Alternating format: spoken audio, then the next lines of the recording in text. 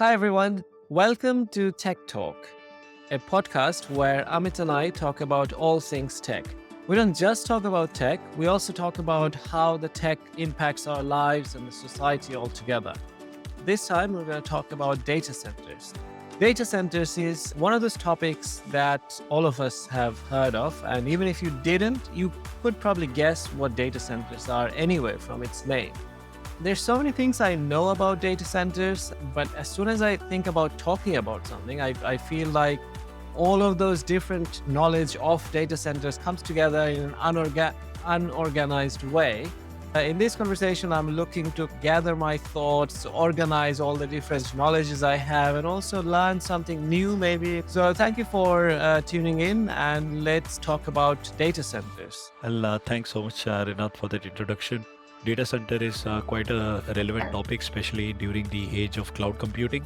But I think before we talk about data center, we need to actually talk about how people used to store data, transfer data, etc. Before data centers. Companies used to manage their own IT infrastructure. And when I say IT infrastructure, that means all the computers that were provided in the offices.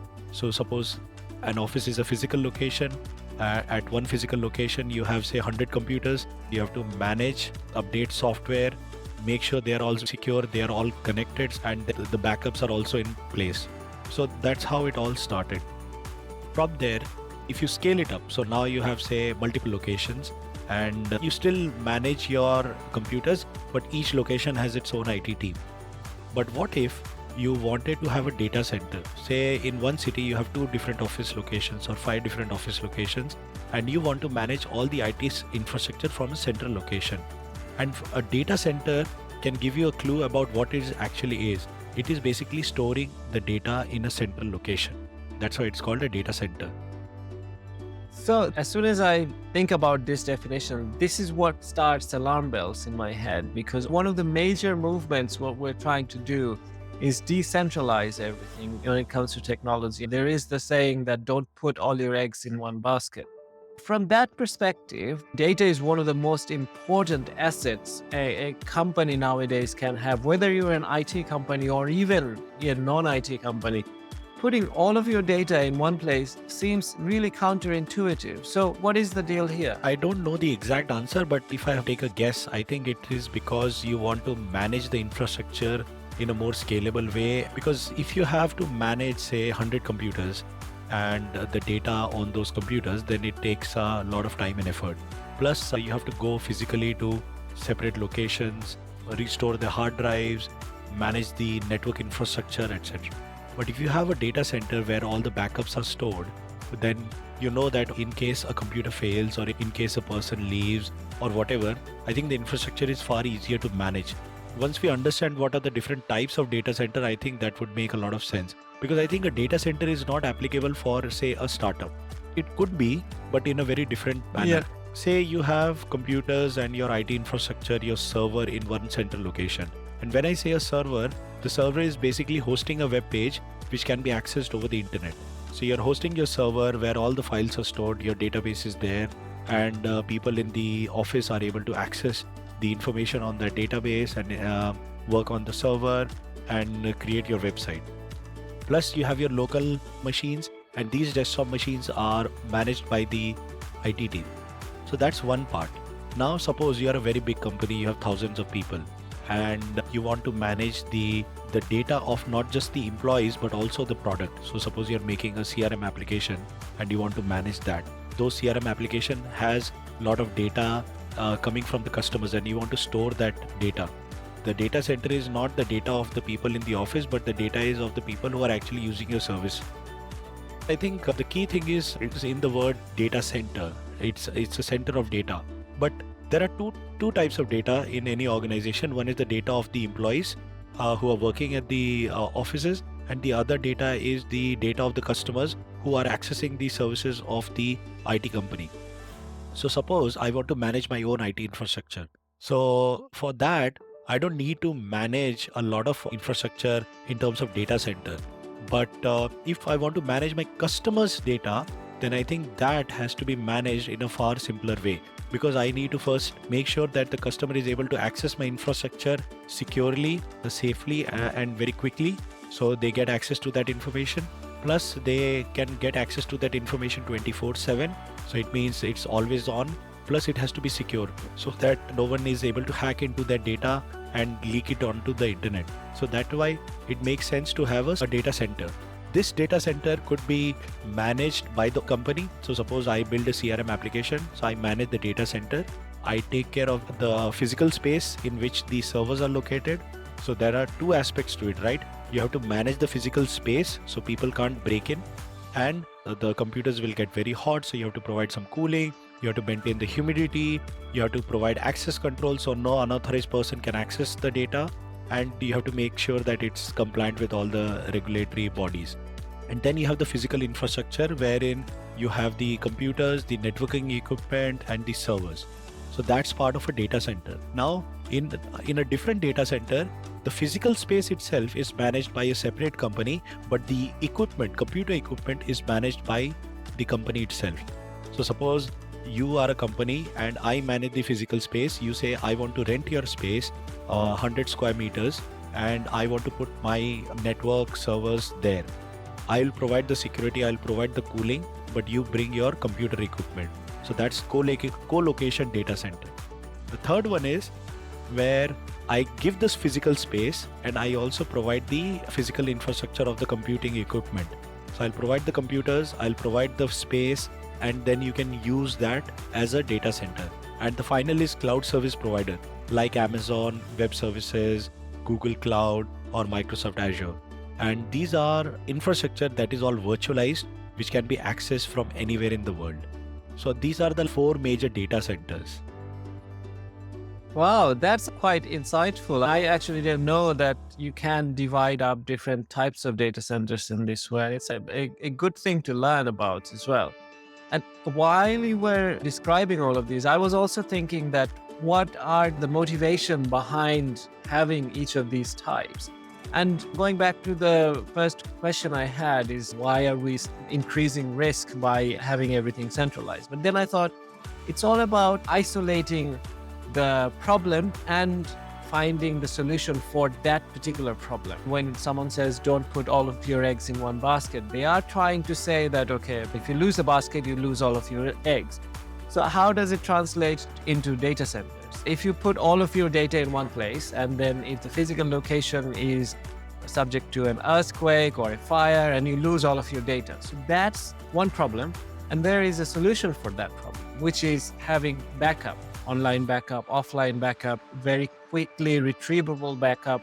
And the same way there's all of these other problems that centralizing data comes with, there are isolated solutions for all of those as well. Ultimately, it says addition and subtraction of what you gain from it. So you save a lot of cost by centralizing it. And even having 2 or 3 different backups, you would still save money by having a centralized location for all of your data, because it would just reduce maintenance and management of it as well. So you would have to hire less people to manage it all together. And that's a lot of money as well. It's not just the infrastructure management, but also a huge team of solutions architects and data architects who would make everything work together. After all of those calculations, it's more worth it to have a centralized data center, and that's why we have them. When you say centralized data center, it doesn't mean that it's centralized as in it's just one data center, right? I think you have to look at the cost and the growth of a company. So if a company is very small, you can manage one server at your own office because you don't need a lot of hard disk space. You're not a Facebook or a Google. Imagine every like of a Facebook is stored. And if you liked a content 14 years ago, it's still stored. I graduated my university in 2006, and that's when Facebook came. It's 2024, so it's 18 years since I graduated.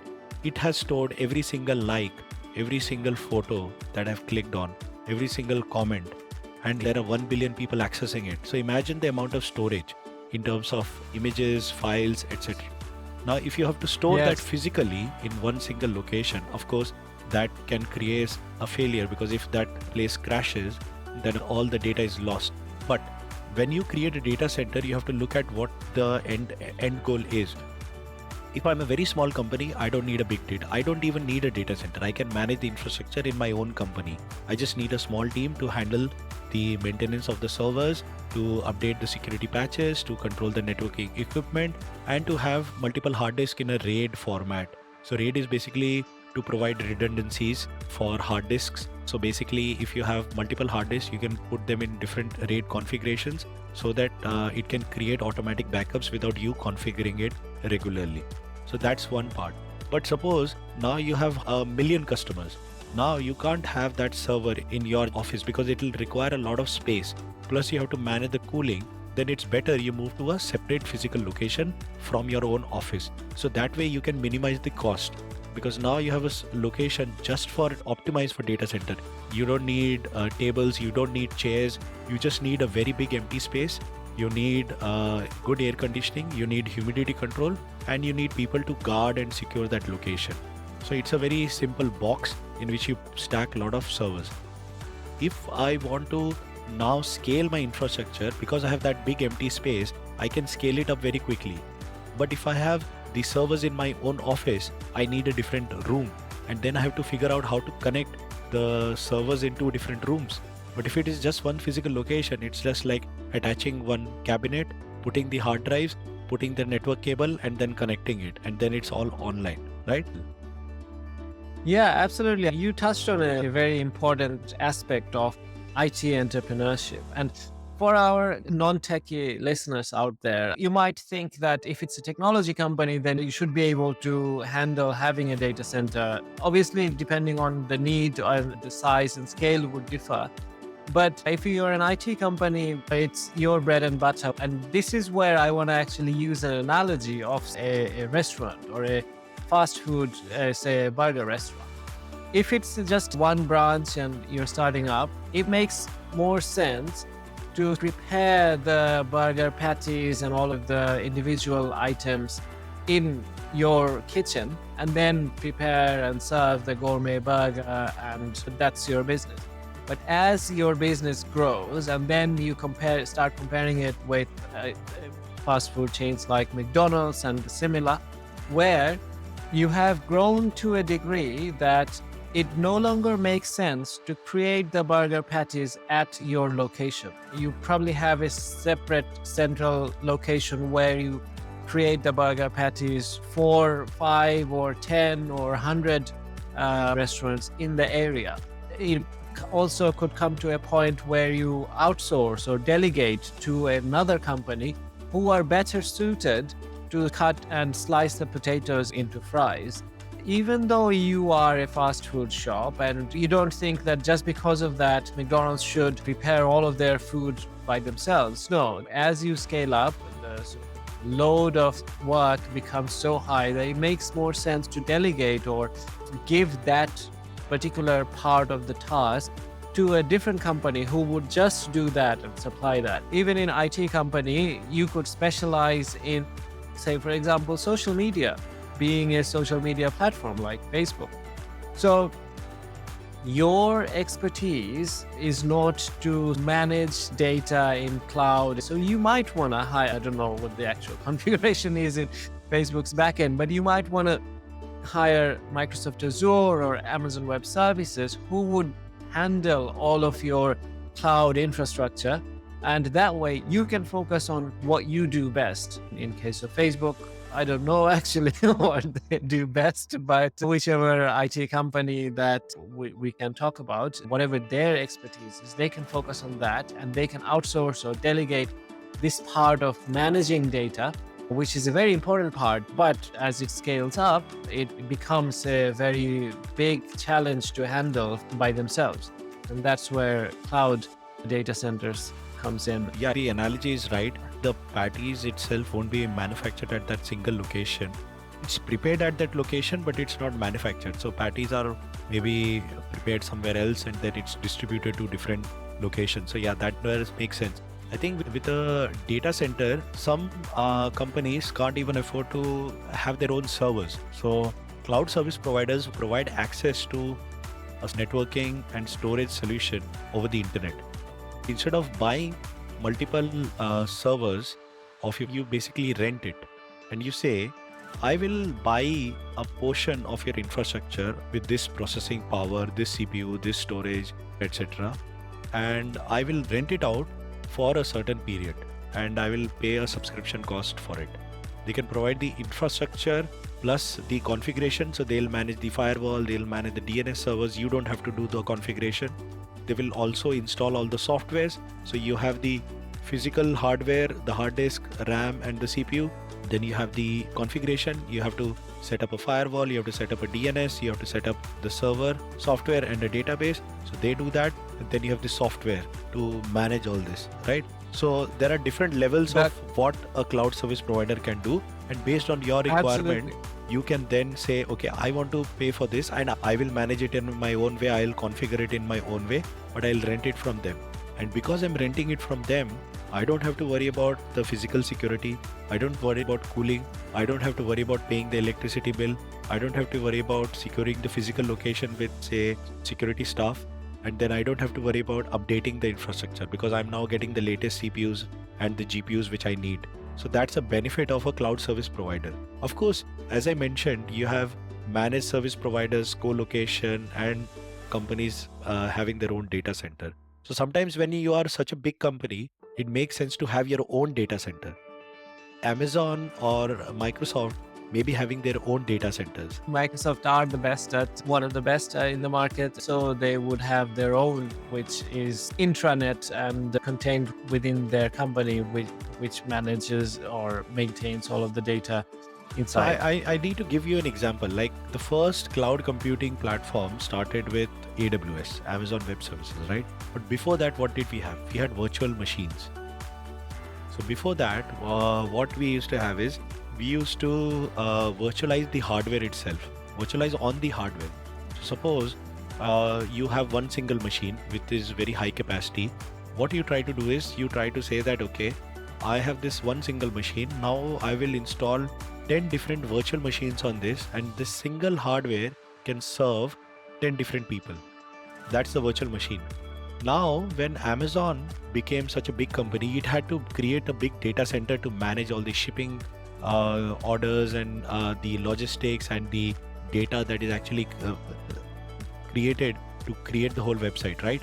So it has to manage all the images, it has to manage all the pricing, it has to manage all the authentication, login, etc. and plus store all the orders. And when it started growing big, it created big data center. And then it thought, okay, I am managing all this data center and it's not getting fully utilized. Maybe I can rent a bit of it to other people. That's how cloud service started.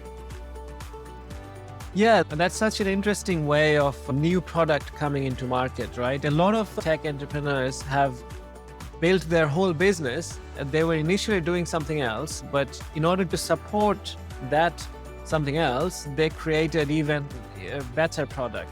And I think some of our guests in the past were also talking about similar kind of things. We had the Orchestra for Netflix where they were trying to create something and then they ended up creating something which was really necessary for a lot of people. So they ended up selling that.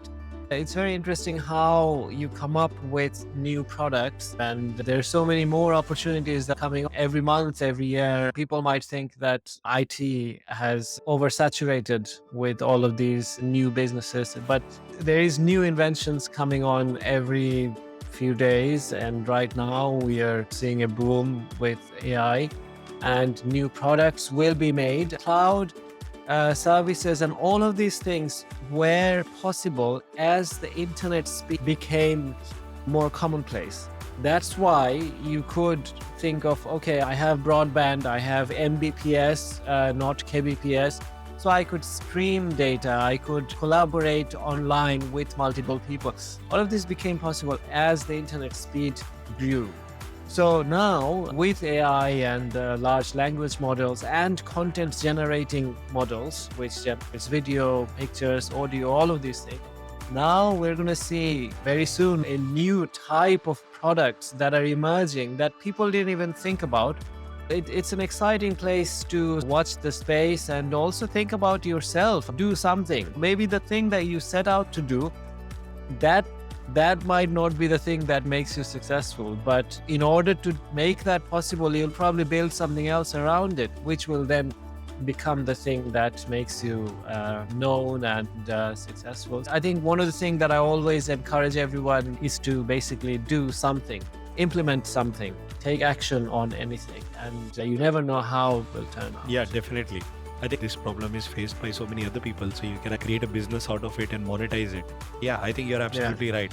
We have talked about data center, but let's talk about the challenges of the data center and maybe what the future lies ahead for data centers. So one of the biggest challenge for opening any data center is not the hardware, not buying the software or the network switches, routers, etc. It's basically the energy.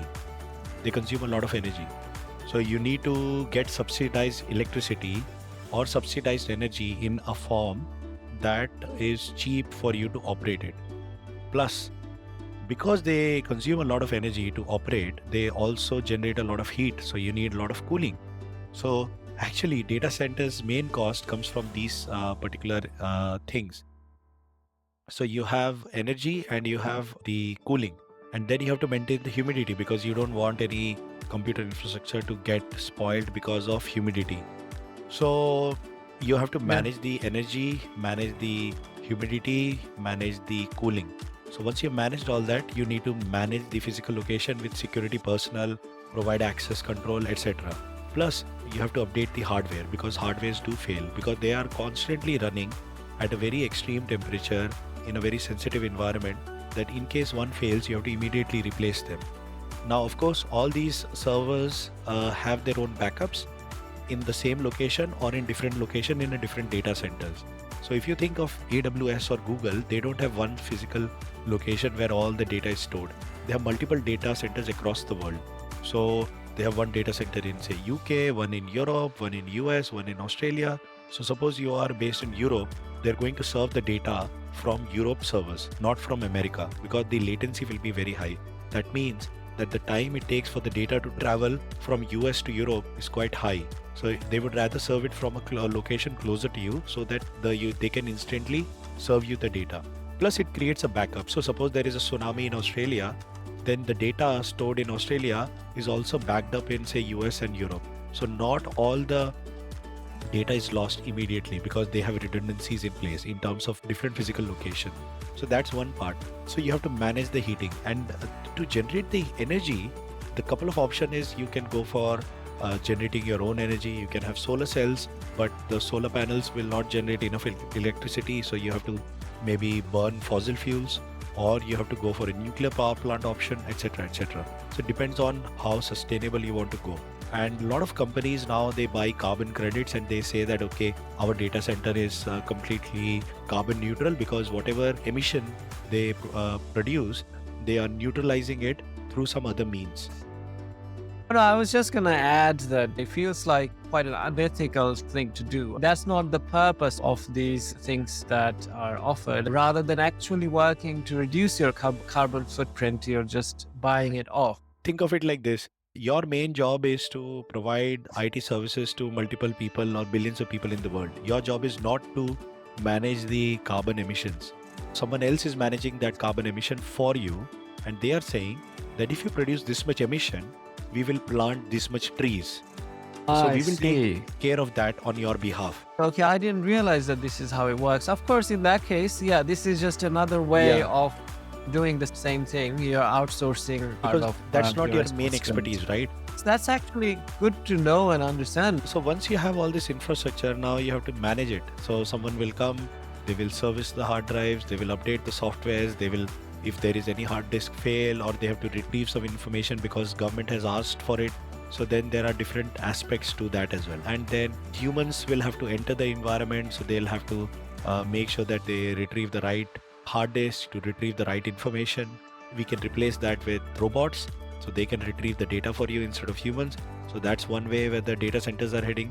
The other way is using AI and machine learning. So you can use the AI algorithms to predict when the next hard disk would fail or when the next memory would fail, and you can based on that prediction you can order the spare parts and be prepared to replace it as soon as it fails. So you have less downtime and you have instant connectivity. Then quantum computing is now being built. So how do you create a data center that has quantum computing provided to all your customers. So you have to think at that level. At a high level, these are the challenges, and this is the future in which the data center is heading. But I think one of the main things that you might have noticed, especially with Apple Intelligence getting launched recently, the focus is AI running locally on your own hardware, right? So the data has to stay on your hardware. The AI algorithms have to run on your hardware. So in an age where data itself is being managed on your edge device, which is called very close to your location or basically in your hand.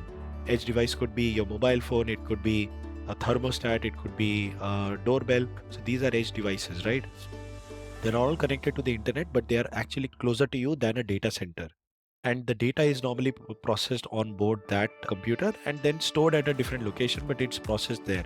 So what happens to those edge devices? And because there are so many edge devices now, or you can say Internet of Things, IoT devices, then where does that data go? You may not want to store all the information or all the logs in a data center. You might want to store it in your own house. So you might have your own backups or systems in place to do that, right? That information you don't want data Absolutely. center. To implement AI decision making, you need to have localized processing of all of those data. You don't want it to send it to a central location and be processed and then come back, because that might be too slow for this kind of IoT devices. You want it instantaneous, as if you're talking to a robot helper in the kitchen. You definitely want localized processing. So for that, how would that be managed? Whether moving from Mbps to Gbps internet speed is a better option than localized processing, because if you want to do localized, you have to think about the cost of hardware that needs to be present. And that's the whole point of IT and making everything remote, that make everything more efficient by having one thing in a central location which serves like 20 people or 20 devices. But if you need to do localized processing, that's a totally different story. Obviously, it could go both ways. We never know what the future holds. But as you're saying that one of the options for data center is to move that way, I'm thinking that maybe it's more the kind of the overlords of the IT might actually want to focus more on how to improve that communication, so they can still do the processing remotely. The data transfer is so high speed that it feels instantaneous. I think the cloud data centers will still exist. What will happen is that a lot of processing will happen on board. So currently you fetch some information, you log into Amazon, you buy a product, you buy a laptop. All that information will be still stored on Amazon servers, and you can retrieve the information from your mobile app, from your laptop. But say you have an AI algorithm running on your smartphone and you want to edit some images that are stored on your smartphone. They are not stored on the, say, Google Drive or Google Photos. I'm talking about an Android phone. So that processing is local. Plus you have certain emails. So my emails are stored in a data center, but the AI processing is happening locally. So now there are two aspects to it: the data itself that is being retrieved from a data center and the processing. I don't want the processing to happen in a remote location. I want the processing to happen in this location. Why? Because the moment the AI algorithm works on my personal data, it trains itself. And I don't want it to train on my personal data. I want it to be trained on public information. And this is private information, right? Yeah, I know this is obviously a very important thing about privacy, and everyone should have the right to their own data and how they're used and everything. But at the same time, I also see difficulty it brings in terms of IT and technological innovation, because when AI is being trained, there is anonymized data. And once it learns the pattern, it has no understanding of individual personal data, but it has a overall whole understanding of all different kinds of email, different kinds of people send. But if you think about anonymized data, suppose you are writing an email to a company, right? And your personal company, and you will have names, you will sometimes have date of birth, you will have some sensitive information in it. Say banks have sensitive information, financial transactions, etc. And suppose you train and you use a AI in that environment. And now that AI model has learned about all those things. And now someone who knows that this is the training data it has been trained on, you can actually figure out a way to retrieve that information from the algorithm, right? So you don't want that. So that's why when you talk to ChatGPT, you don't say that, okay, this is my company, I work at, say, Amplify, and I do this, and this is my current problem, this is my boss name, I want to create an email. No, you don't want that information, because that sensitive information, how do you think is getting anonymized? I don't think if there are billions of people inputting all that information, do you think there are billions of people trying to anonymize the data? I don't think so. No, Right? absolutely. No, that's actually very good point. No, if those kind of information are stored, then definitely. I was thinking about when you said localized processing, for that you need a processor powerful enough. Yes. If we're talking about IoT devices, then adding each of these devices with powerful enough processor to run AI algorithms is quite a costly thing So to I do. think a lot of the mobile companies, they are now having different cores, because I've been recently looking at thinking of upgrading my own laptop. So I was looking at different options. So they have different silicons, and these silicons now have different cores. So some cores are just for cores which are optimized for computing tasks, and then there are some cores that are optimized for AI tasks. And AI task means multiple threads, multiple processing, neural networks, etc. So they are optimized just for those types of tasks. And these silicons are now being built, and they are getting installed on the smartphones or the laptops. So even in Intel series, you have the Intel Core series and the Intel Core Ultra series. The Ultra series has AI cores in it. And then the latest M1 chips from Apple, they have those chips as well. So the Apple Intelligence won't work on, say, anything below Apple iPhone 15 or any MacBook that doesn't have an M1 chip or a lower chip, right? So it will be limited by the hardware infrastructure, but over a period of time, that infrastructure cost will come down and it will become more accessible. And then more and more computation will be done on your devices. Even Google, for their Pixel devices, they manufacture their own tensor processing units. So I think there is definitely a possibility of scaling it. Yeah, future is exciting. There's so many groundbreaking innovations happened in the last 1 or 2 years with AI, and some of the things that are in the horizon, like quantum computing, which will turn everything upside down. And then obviously countries and companies are working towards getting AGI as well. And it's a very exciting place to know about everything that's happening. And that's why our podcast, I think, touches on all of these, the relevant topics of time. And I hope our audience would continue listening to different topics that we talk about every few weeks. One of the things I have heard at one point is that Microsoft is thinking of putting their data centers on the seabed. Because it's so cold, it would just be naturally easier to Or in manage Arctic the locations or weather. Antarctic locations where we have permafrost. But then, of course, you have to bear in mind, how do you access it physically? Do you station staff there physically? What if the polar ice caps melt? What if there is a leak in the underwater data center? Who fixes it? So then there are different kinds of challenges. But yes, of course, it solves one part of the problem, but then it creates other problems as well. Absolutely. That is the story of all things. The main thing is that we have to now start thinking about space infrastructure as well. So once we start going to Moon and Mars, we will then have different types of challenges, because the data can't travel from Moon to Earth instantly, right? So there is a time lag. So you have to store it somewhere, then you have to transmit it somewhere, and then you have to provide connection. So how do you manage data centers, say, in a world where you have moon bases or you have bases in Mars? So that will provide a different set of challenges. Now you have to provide communication between Earth, Moon, Mars, etc. Yeah, the universal speed limit has just become too slow for us humans now.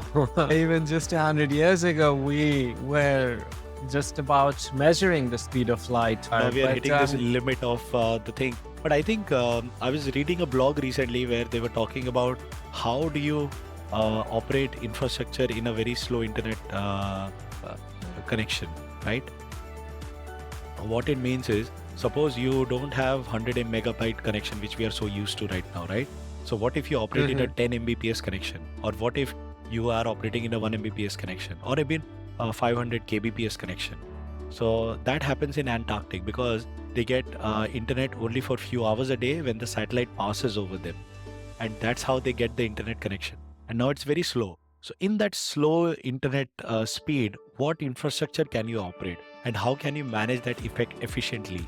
I think that is another type of challenge, right? It's because we are so used to high speed internet, we think all problems can be solved with providing more bandwidth, etc. But there are locations where you just cannot provide high speed. So how do Yeah. you manage infrastructure, and how do you set expectations for that kind of environment? And I think that is again a beautiful Yeah. challenge to solve. Let's touch base in terms of data center for our non-techie folks out there. I hope you guys already learned a lot. I have. Thank you, Amit, for all of these insights on data center and more. But just to bring it all in one thought, data center is in one or multiple physical location. We might think that it's virtual, but it's not. The same way when we talked about clouds in one of our previous episodes, we talked about cloud computing, cloud infrastructure, even though the name makes it sound like it's somewhere over there in the sky that we don't have to know about, or even it may be virtual. But actually, it's quite closely related in this way that even though we say it's in the cloud, it's probably in a data center somewhere, which is a physical location, heavily guarded, heavily protected, and environmentally controlled in a granular way to make sure that everything's functioning. This physical location could be anywhere, as we've discussed today, under the seabed, in Arctics, or in countries where electricity is probably cheaper. Many things to consider when you are thinking of data center, but the necessity of it is definitely something that is unavoidable for small companies and for large IT organizations, IT or not, even for banks. They have their own data centers a lot of the times for the very reason of security and privacy of their customers. Whether you're an IT company or not, as long as you're a mid-sized company in any industry, you would probably need a data center to be able to operate and provide services to your customer. And that's why data center is a very crucial bit of technology that is everywhere and is needed by everyone, as anyone is using some sort of technology on a day-to-day life anyway. So it's a very sort of important topic to know about, learn about, and also to train yourself about, because as people are talking about AI taking over people's jobs and which skills are becoming out of date, etc., anything to do with data centers, as it may evolve, the technology, but knowing about data center, being trained and certified on various aspects of data center will always be in place, because AI or any other technology can't survive without data and it being transmitted very quickly. So that's why it's very important. And I think one of the things that we are now seeing is that AI needs a lot of processing power. Most of the servers were built using CPUs, not GPUs. So now there are new data centers being built with GPUs. And the problem with GPUs is they consume far more energy than a CPU. So if you have a lot of GPUs, say hundreds and thousands of GPUs in one physical location, it sometimes requires far more energy than is actually consumed in one city. It requires a very large amount of electricity, and that electricity can be provided through maybe hydroelectric, nuclear, fossil fuels, etc. So it creates its own challenges now, especially with AI infrastructure, because you have to train these large language models with tons and tons of data. We've talked about a lot of challenges around data center, and those are quite serious challenges that needs to be solved.